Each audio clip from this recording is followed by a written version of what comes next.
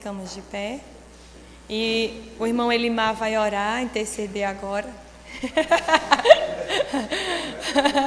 pelo profeta Helly, o Erley arcebispo. É assim que vai se chamar seu canal, né? Glória a Deus. Saúde, irmão, com a paz do Senhor. Amém. Oramos ao Senhor. Soberano Deus e eterno Pai, Deus, nesse momento de oração, Senhor, já somos gratos ao Senhor, Pai, porque sabemos, Senhor, que o Senhor está no nosso meio, Senhor. Deus, em nome de Jesus, que o Senhor possa estar usando o irmão Erlen, Senhor, assim como o Senhor tem usado, Senhor. Deus, em nome de Jesus, que o Senhor possa estar nos ajudando a nos concentrar em Ti, Senhor, e abrir nossos corações para entender e praticar a Tua palavra cada vez mais, Senhor. Deus, que os céus venham a ser abertos nessa noite, Senhor, e que nós possamos entender, em nome de Jesus, aquilo que o Senhor tem para transmitir para nossas vidas nessa noite, Senhor. É isso que eu te peço e te agradeço, em nome de Jesus. Amém. Cumprimento os irmãos com a paz e a graça de nosso Senhor Jesus Cristo. Abra sua Bíblia no livro de Apocalipse, capítulo de número 1. Glória a Deus. Livro de Apocalipse, capítulo de número 1. Confesso a vocês que é a minha primeira vez que estarei ministrando sobre o Apocalipse, a pedido da irmã Neide. Eu disse para ela que seria uma enorme responsabilidade, e hoje eu estou aqui para assim fazer o que Deus pôs no meu coração, fazendo a exposição desse texto, livro de Apocalipse, capítulo de número 1, verso 9 até o verso 13. Depois, por gentileza, você vá para Apocalipse, capítulo de número 3, a partir do verso 14 até o 22. 13, Apocalipse capítulo 1, verso 9 até o 13. Diz assim a palavra de Deus: Eu, João, irmão vosso e companheiro na tribulação, no reino e na perseverança em Jesus, achei-me na ilha chamado Pátimos, por causa da palavra de Deus e do testemunho de Jesus. Achei-me em espírito no dia do Senhor, e ouvi por detrás de mim grande voz como de trombeta, dizendo: O que vês, escreve em livro e manda às 7 igrejas: Éfeso, Esmirna, Pérgamo, Tiatira, Sardes, Filadélfia e Laodiceia. Voltei-me para ver quem falava comigo, e voltado vi 7 candeeiros de ouro, e no meio dos candeeiros um semelhante filho de homem, com vestes, talares e cingido, à altura do peito, com uma cinta de ouro. Apocalipse capítulo 3, a partir do verso 14. Glória a Deus. Até o 22. Ao anjo da igreja em Laodiceia escreve: Estas coisas diz o Amém, a testemunha fiel e o verdadeiro, o princípio da criação de Deus. Conheça as tuas obras, que nem és frio nem quente, quem deras fosse frio ou quente. Assim, porque és morno e nem és quente nem frio, estou a ponto de vomitar-te da minha boca. Pois dizes: estou rico e abastado, e não preciso de coisa alguma, e nem sabe que tu és infeliz, sim, miserável, pobre, cego e nu. Aconselho-te que de mim compres ouro refinado pelo fogo para te enriqueceres, vestiduras brancas para te vestires, a fim de que não seja manifesta a vergonha da tua nudez, e colírio para ungires os olhos, a fim de que vejas. Eu repreendo e disciplino a quantos amo. Sê, pois, zeloso e arrepende-te. Eis que estou à porta e bato. Se alguém ouvir a minha voz e abrir a porta, entrarei em sua casa e cearei com ele, e ele comigo. Ao vencedor dar-lhe-eis sentar-se comigo no meu trono, assim como também eu venci e me sentei com meu Pai no seu trono. Quem tem ouvido, ouça o que o Espírito Santo diz às igrejas. Podeis sentar. Glória a Deus.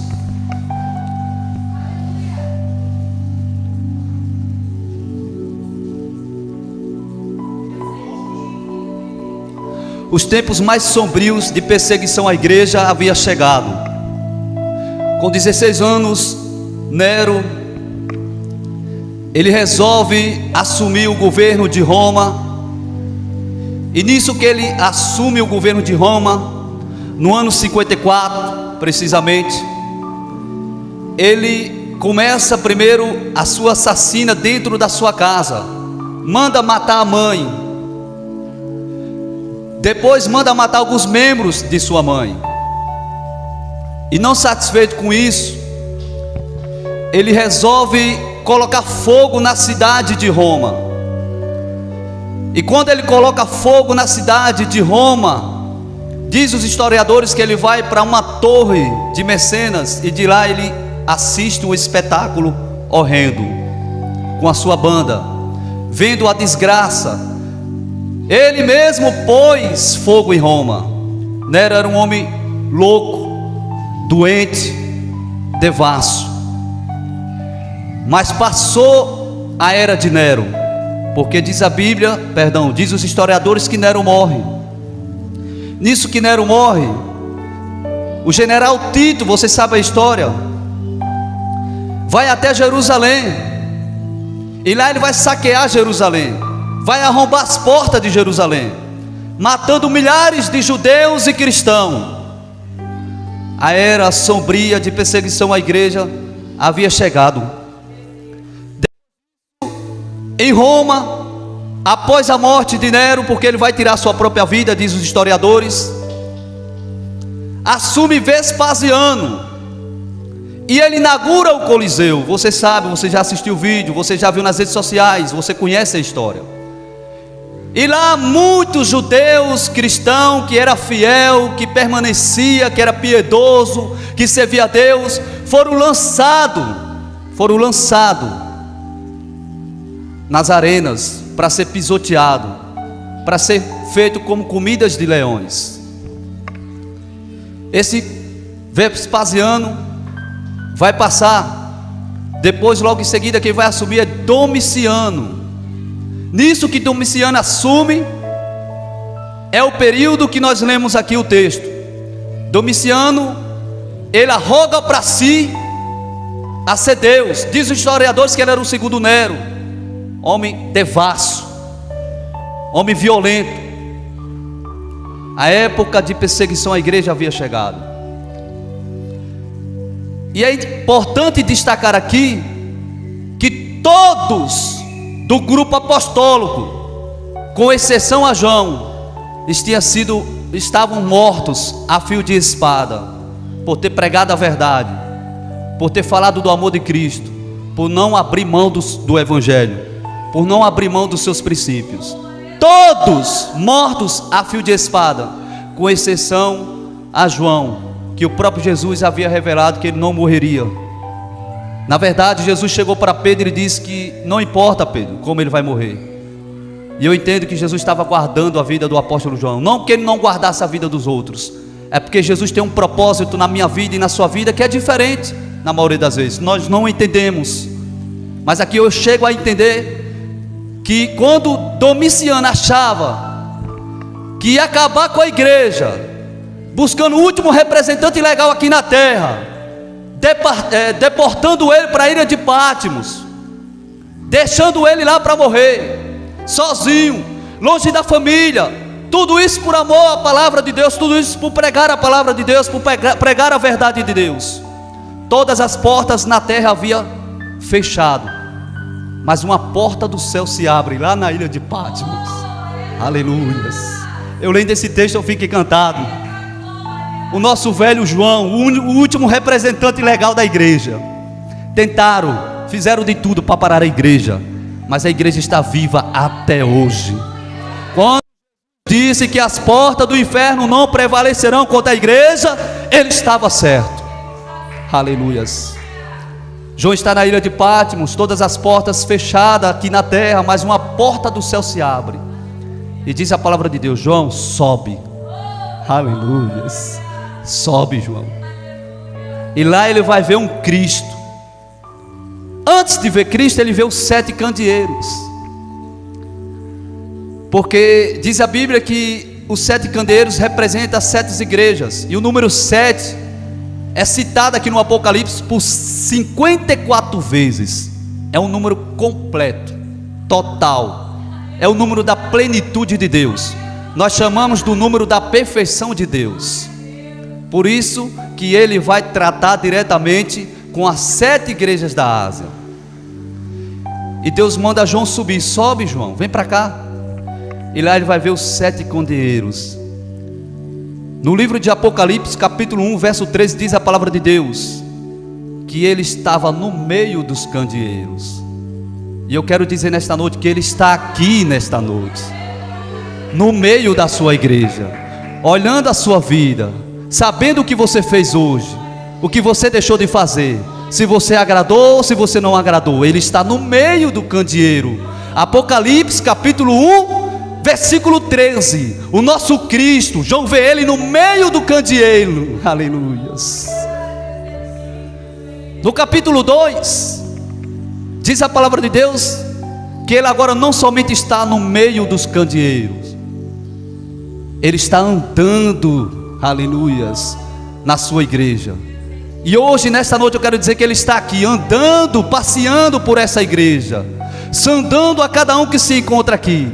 Quero te dizer que nada fica oculto, nada fica encoberto aos olhos de Cristo, de nosso Deus. Depois que João vê os candeeiros, se você fazer a exposição de Apocalipse capítulo 1, você vai se encantar, porque ele agora vai ver Cristo.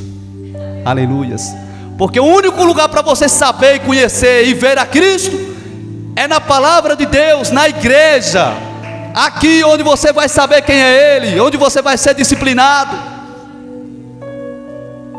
E diz a Bíblia que ele vê Cristo, mas João não vê um Cristo esbofeteado pelas ruas de Jerusalém, carregando aquela cruz.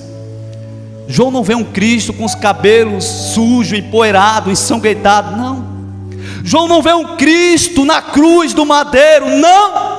O que João vai ver é um Cristo glorioso, aleluias, vencedor. João vê esse Cristo. Diz a Bíblia que os olhos dele são como chama de fogo. Aquele Cristo que você viu com os olhos cheios de lágrimas por amor a mim e a você, João está vendo ele com os olhos como chama de fogo, porque ele venceu a morte. Aleluias, louvado seja Deus. Os seus cabelos que eram empoeirados, ensanguentados, João não está vendo mais isso. João está vendo os cabelos dele como branco, como lã, diz a Bíblia, como lã. Os cabelos dele são brancos como a neve, é lã, esbranquecido, um Cristo glorificado, poderoso. João está vendo esse Cristo, aleluias. A presença é tão grande que diz a Bíblia que ele cai como morto. E Jesus põe a sua mão no peito e diz: não temas, João, aleluias. O Cristo que hoje falam que estão vivos está morto. O nosso não, o nosso está vivo, venceu a morte. E ele está aqui, aleluias, passeando no meio da sua igreja. Ele anda, aleluias. Se você ler o livro de Apocalipse, você vai se encantar. Põe a mão no peito de João: João, não temas, aleluias. E diz a palavra de Deus que ele vai falar com João: João, escreve aos anjos da igreja. Agora redobre sua atenção aqui, por gentileza. Aí como Jesus trata os anjos da igreja, a liderança, os responsáveis, os pastores. Jesus diz assim: João, escreve aos anjos. Como é que você trata seu pastor fora da igreja? Qual é o respeito que você tem com o seu pastor? Porque Jesus está dizendo assim: João, escreve aos anjos. Jesus chama a liderança de anjo. Como que você chama a sua liderança?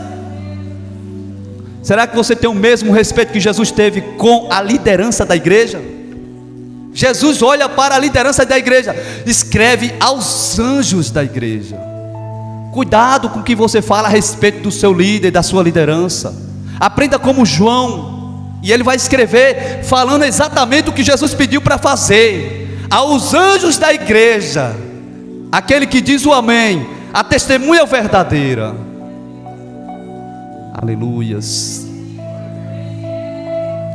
Aos anjos da igreja.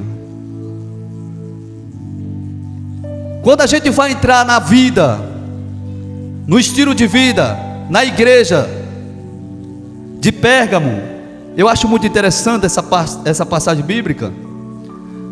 A igreja de Pérgamo, perdão, a igreja de Éfeso, deixa eu ver se eu acho aqui, a igreja de Esmirna. Ele está falando, ele já falou com a igreja de Éfeso que ele anda no meio da sua igreja. Ele já falou com a igreja, vai falar com a igreja de Esmirna, e diz assim a palavra de Deus: ao anjo da igreja em Esmirna escreve: essas coisas diz o primeiro e o último, que esteve morto e tornou a viver. Conheça a tua tribulação, a tua pobreza, mas tu és rico. Aquele que está no meio da sua igreja, aquele que anda no meio da sua igreja, que está entre nós, está dizendo assim: eu conheço a tua tribulação, Kedri. Nada fica oculto e encoberto aos olhos daquele que tem olhos como chamas de fogo, reverendo Adriano. Eu conheço a tua tribulação, que tu és pobre, mas tu és rica. Aleluias, louvado seja Deus. Esse é o diagnóstico para aqueles que são humildes, para aqueles que estão na presença do grandão, para aqueles que estão na presença de Cristo. Conheça a tua tribulação, conheço a sua dor, conheço as suas angústias, conheço as suas falhas. Aquilo que o pastor não sabe, ele sabe. Ele vai repetir nas cartas todas, reverendo Adriano: eu conheço, eu conheço, eu conheço, eu conheço, eu conheço, eu conheço, eu conheço. Aquilo que a tua irmã não sabe, ele conhece. Aquilo que o teu irmão não sabe, ele conhece. Aquilo que a tua mulher não sabe, ele conhece. Aquilo que o teu marido não sabe, ele conhece. Ele sabe dos seus dramas, ele sabe das noites perdidas. Eu conheço, eu conheço. Nada fica oculto, nada fica escondido. Tudo se revela aos olhos daquele que tem olhos como chamas de fogo. Olhos como chamas de fogo. Os seus pés não estão mais com marcas, não estão mais com... Aleluia. João está vendo que os pés dele é como bronze polido. Aleluias, aleluias. Louvado seja Deus. Das 7 igrejas, 2 igrejas não recebem crítica. A primeira é Filadélfia, a segunda é Esmirna. Todas as 2 agradaram ao seu Senhor. Não recebe crítica, só elogio. Que o Senhor venha nos ver e que o Senhor venha nos dar esse diagnóstico de não nos criticar, de sentir orgulho de mim e de você, de dizer assim: não, eu tenho orgulho, esse é meu servo, aleluias, porque ele pode fazer isso. Lá em Jó ele vai dizer o quê? Está vendo esse homem chamado Jó? Aleluias, ele é justo, ele é temente a Deus, ele desvia-se do mal, ele faz as coisas certas, ele não procura fazer as coisas erradas. O diagnóstico para a igreja de Filadélfia, você não vai encontrar crítica. Para a igreja de Laodiceia, você também, para a igreja de Esmirna, você também não vai encontrar crítica. As 2 recebem elogio. Pérgamo, Tiatira, Sarde, todas essas ele tem elogio, mas tem crítica a fazer. Mas ele critica, ele fala, ele diagnostica o problema para dizer assim: ainda dá tempo de você se arrepender. Aleluias. Eu corrijo e disciplino aqueles a quem eu amo. Se você ler esse versículo, você vai dizer assim: é bom apanhar de Deus, ruim é apanhar do homem. O salmista sabia disso, irmão Natiele. Tem gente que tem gente sem entendimento, que eu ia usar uma palavra até um pouco meio descabida aqui, né? Mas tem gente sem entendimento que vai dizer assim: a tua vara e o teu cajado me consola. Davi estava querendo dizer que nós podemos bater. Nada disso, meu irmão. Ele está dizendo assim, que o cajado do Senhor é que me consola. O cajado do homem machuca, destrói, dói, nos entristece, a gente fica decepcionado, fere, mas o de Cristo não. Aleluia. O de Cristo nos traz alívio, faz a gente cair como morto, reconhecer a nossa miséria e dizer: nós somos pecadores, Senhor, estamos sabendo que nós estamos pecando aqui, mas estamos dispostos a levantar, a seguir em frente, a reconhecer as nossas falhas. Aleluias, louvado seja Deus. Esse texto de Apocalipse é a primeira vez que eu estou ministrando. Confesso a você que passei a tarde toda namorando a Bíblia. Eu gosto de usar essa expressão, mas irmão, é grande responsabilidade falar sobre o Apocalipse. E quando se tem o reverendo Adriano aqui, que trouxe uma palhinha, né, sobre João, o apóstolo João, você ainda fica com mais responsabilidade, como diz o irmão Elimar. Pregar para o público é fácil, agora pregar para pregadores já é mais difícil ainda, porque todos eles estão atentos, observando. Mas eu quero te dizer nesta noite aqui, que quem deve ser observado, quem deve ser visto é Cristo, aleluias, porque eu sou falho. Olhe para Cristo que é perfeito. Esse Cristo que João viu não é um Cristo vencido, pelo contrário, é um Cristo que venceu. Não é um Cristo que está com os pés manchados, não é um Cristo que está com os olhos pesado de tanto chorar, não é um Cristo que se prostrou sobre o seu próprio joelho, não, ele é um Cristo glorificado, todo. É esse que João está vendo. Aleluias, louvado seja Deus. Eu li Apocalipse capítulo 3, a partir do verso 14 até o verso 22. Se você ler essa passagem, você vai ver que a igreja de Laodiceia, que só recebe crítica, é interessante. Essa igreja só recebe crítica. Verso 14 diz assim: ao anjo da igreja em Laodiceia escreve: estas coisas diz o Amém, a testemunha fiel, o verdadeiro, o princípio da criação de Deus. Conheça as suas obras, que nem és frio nem quente, quem dera fosse frio ou quente. Jesus está falando aqui do texto e do contexto. Ele vai mexer na cultura daquela época. Por que Jesus vai tratar com esse povo da igreja de Laodiceia, que não é frio e nem quente? Se você buscar na história, você vai entender que existia do lado de Laodiceia, em Colossos, águas quentes. Do lado do Colossos existia águas quentes. Do lado direito você vai encontrar Herápolis, que existia águas congelantes, e Laodiceia ficava no meio. As águas congelantes, irmão Gleides, servia como terapia, assim como as águas quentes de Colossos. Vá buscar a história, você vai entender, que é muito interessante. Jesus está falando do contexto daquela cidade. Se você não entender aqui, você passa batido. Então Jesus está querendo dizer assim: conheço as tuas obras, que não és nem quente e nem frio, quem dera fosse um ou outro. Estou a ponto de vomitar-te. O Filho de Deus, quando olha para você e você não é uma pessoa decidida, não sabe o que quer, que anda com dúvida, que amanhã é uma coisa, no dia seguinte é outra, ele diz assim: estou a ponto de vomitar essa pessoa, de jogar para fora. É duro, mas vai ler a Bíblia, é Apocalipse que está falando isso. Eles nem aproveitavam ser quente, nem aproveitavam ser frio, quiseram o lado pior da história, quiseram ser morno. E Jesus diz assim para essa igreja: estou a ponto de vomitar-te. Então existiam essas duas situações: Colossos, águas quentes; Herápolis, águas congelantes. Herápolis servia para terapia, águas congelantes. Colossos, águas quentes, servia também para terapia. Então Laodiceia ficava nesse meio, não aproveitava nenhum e nem outro, ficava com dúvida e achava, sabe o que? Que era rica e abastada. E diz a Bíblia que você não é nem rico e nem abastado, tu és pobre. Jesus diz isso, é o que o texto está querendo dizer. Ela se achava o dono do pedaço, ela se achava a pessoa que não errava. Se tinha uma igreja lá naquela época, se você perguntasse: vamos congregar na qual das 7 asas? Nós ia para lá, para Laodiceia, porque era uma igreja rica, refinada, não existia falha, você não vai encontrar defeitos aí. Só que não tinha fervor espiritual, não tinha chamas de Cristo ali. E Cristo está dizendo assim: eu estou a ponto de você, criatura. Decida-se o que você quer hoje. Deus com você. Faltou fervor espiritual para a igreja de Laodiceia. O comércio lá baseava-se, sabe em quê, Gleides?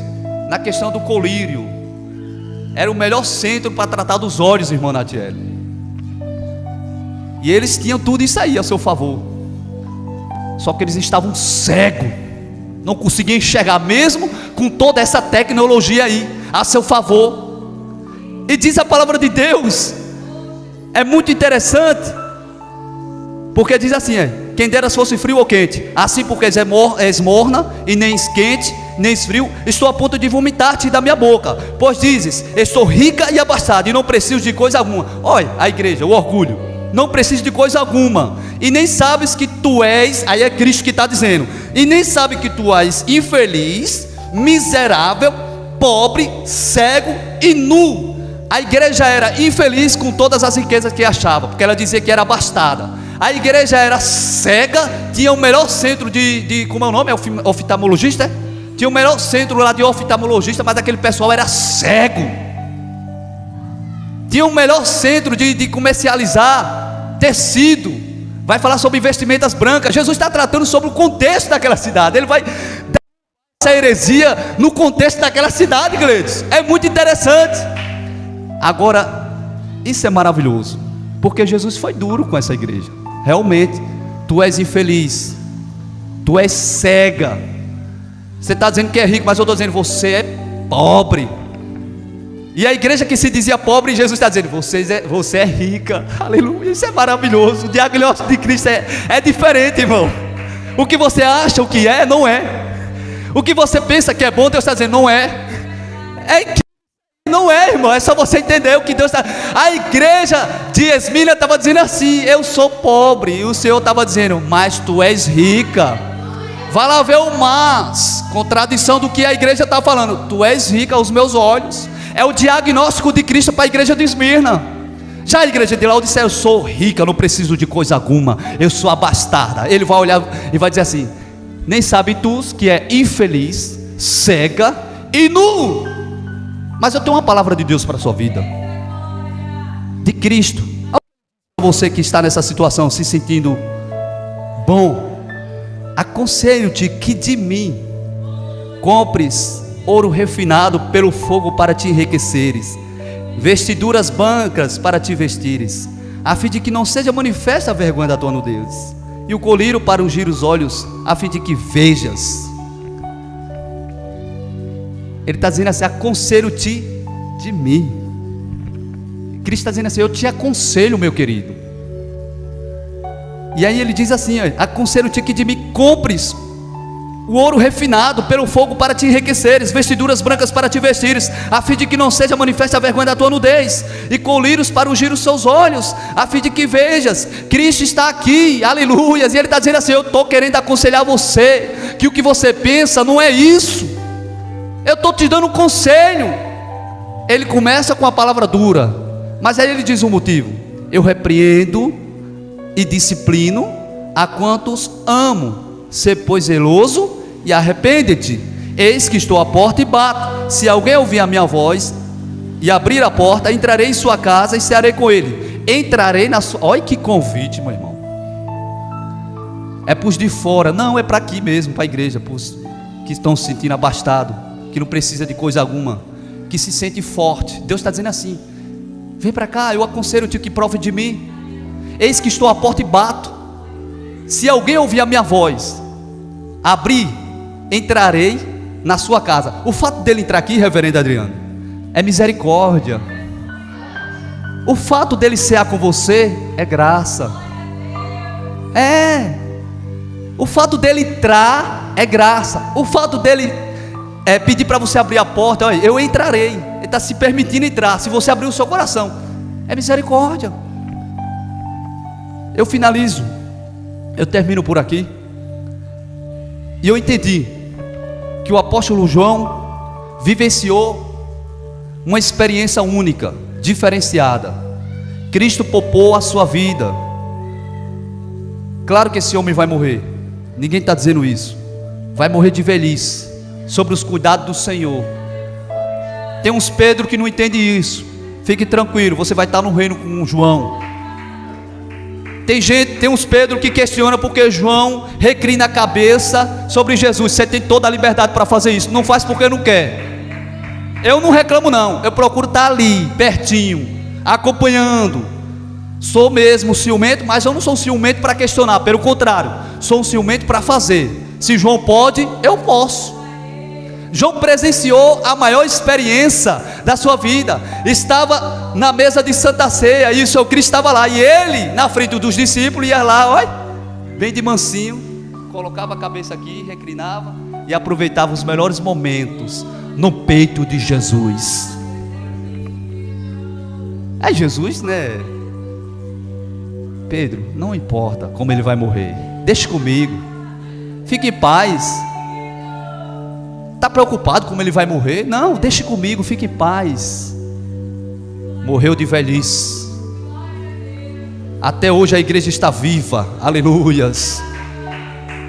Vespasiano passou, Nero passou, Domiciano passou, Herodes passou. A Bíblia vai dizer assim: no dia que Herodes morreu, acabou. Todo inimigo que se levanta contra a sua igreja não permanece, aleluias. Quem permanece é Cristo, é Ele que permanece, é Ele que está vivo pelo século do século, é Ele que é o único que abriu o céu, é Ele, aleluias. Deus abençoe a igreja em nome de Jesus.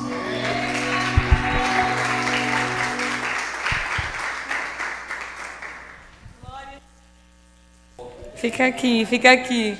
Cabra estava munido hoje. Pode deixar. Tava cheio de munição. Preparado, revestido.